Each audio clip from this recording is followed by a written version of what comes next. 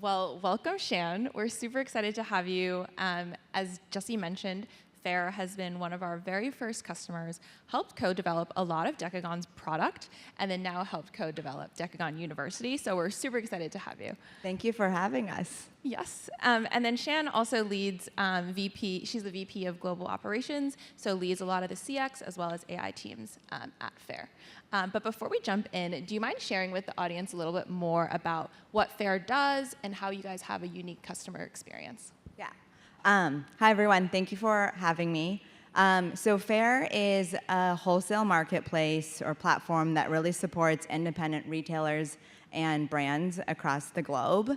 And so if you could imagine, trying to transact where we don't own the goods or do the fulfillment ourselves, there's a lot of questions around where's my order, how does this program work, and it's happening in multiple different languages. And so, we like to think of a lot of our challenges as pretty unique for a marketplace versus, I think, D2C, but which is why when we were exploring how do we continue to scale our CX operations, do we invest in a self-serve tree better. And this was actually really timely when we met Jesse and Ashwin from the Decagon team of like, hey, there could be something here where we can co-create some of it and really lean on Decagon to help us solve.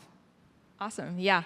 One thing you mentioned around self-serve, where we really want to enable our customers to be able to implement a lot of the business logic in Decagon. And that comes in the role of the CX architect, where you are able to guide the AI agent and also build the AI agent as well. But what does CX architect mean at Faire, and how do you think about CX teams and how they can start to shape into the CX architect role? Yeah. I remember this being like a pretty early conversation when, again, I'm not trying to take credit for CX architect, Jesse, I promise, but I just remember asking, like, what is a way that I don't have to go beg for engineering resources to make changes in, the workflow, because it just is hard. And I think sometimes it's not energizing for engineers, or it's not the best use case of their time, but we need it done. And so it's just so exciting that it's finally here. And for me, again, back to this B2B marketplace at Faire, one of the hardest challenges is we aren't our own customers. So it's not like I am a retail store owner or a brand that is selling products, so I know all the intricate issues that is happening. But our customer support team, who are at the front lines, know that. And they understand all of the different pain points because they talk to customers every day. And so it's just exciting to be able to see how they can put that into practice as we think about implementing updates to the AOPs. I think that makes a lot of sense. Your CX teams, they know the business logic, the policies the best, and we want to be able to make sure that they are able to implement all the logic in Decagon as well.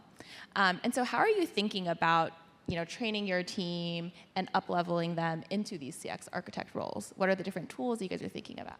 Yeah, it's a great question, and I think Janelle mentioned it a little bit earlier, is that there's starting to be a real shift in sort of what we're deploying our human agents against, and how we're leveraging, offshore partners.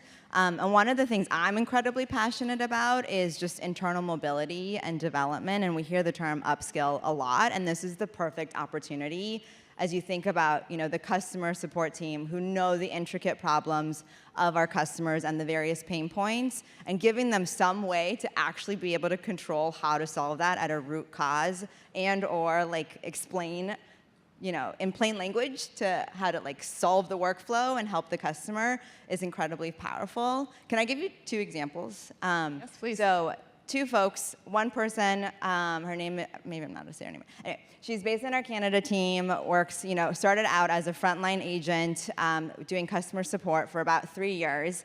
And in the last year, we shifted her over to help implement AOPs and really learn about the details. And she was one of the early users of Decagon University. And for her, she's not technical, and it really helped her ramp on how to use Decagon so that we can start building workflows faster and deploy them faster to solve customer pain points. So that was one. The second was a gentleman who is a little bit more technical, understands SQL, Moat, et cetera. And he actually started out in the team as a vendor manager, so managing our BPOs that we work with. And over time realized, actually, there's been a real shift in our support strategy. And so there's a lot of opportunity here for him to even focus on AOP development and the workflows. And again, that also accelerated how we're working together. Yeah, that's awesome to hear. So Faire, a lot of the teams that we work with at Faire, they went through the kind of manual process of learning about Decagon, and then we also had a recent cohort that went through the new Decagon University program. So that was a very interesting experience to see how people can scale up and learn about the platform in, a span of weeks instead of over months. So how did that recent cohort go? Do you have any feedback from that team? Yeah, I mean, they loved it, and I think the main feedback is like, how do we give this to more people on the team? Because one of the biggest bottlenecks to us actually accelerating how much customer support we could deliver through what we call our virtual assistant, I think in Chime's case it's Jade, is how many workflows we can build based on the myriad of issues and questions that our customers can have. And so this really helped jumpstart. We would have had to taken months to train the team on here's how to adjust to writing AOPs, but I think now they can just jump right in. And I think some of what they've shared with me is that the skills are not just Decagon specific, and it can be transferable, which is really exciting for them. Yeah, that's awesome. And as part of Decagon University, we're launching a certification program of the AI CX architect so that people can really showcase the skills that they're learning from this program, which is awesome. And maybe last question for you. Outside of Decagon University, how is Faire thinking about AI readiness? You guys have always been kind of at the frontier of tech, AI, but what's one thing that you would share with other leaders in this room as you guys think about AI readiness? That's a great question. I'm not sure I'm like the best person to talk about the future of AI. I think that's coming up next. But I think one of the things that I'm really passionate about, and I think at Faire we're really passionate about, is making sure that we create the grassroots opportunity for every single person at the company to tinker, explore, and evolve how they interact with AI and how they use AI in their day-to-day jobs. And similar to our customer support use case, a lot of the times the people who are closest to the problems are going to have the best answers of how they're going to use AI to be faster or more impactful. I like to joke, like, I'm inherently pretty lazy, and so like, how do I get something done in the fastest way possible? And I view like AI as a pretty heavy tool for that.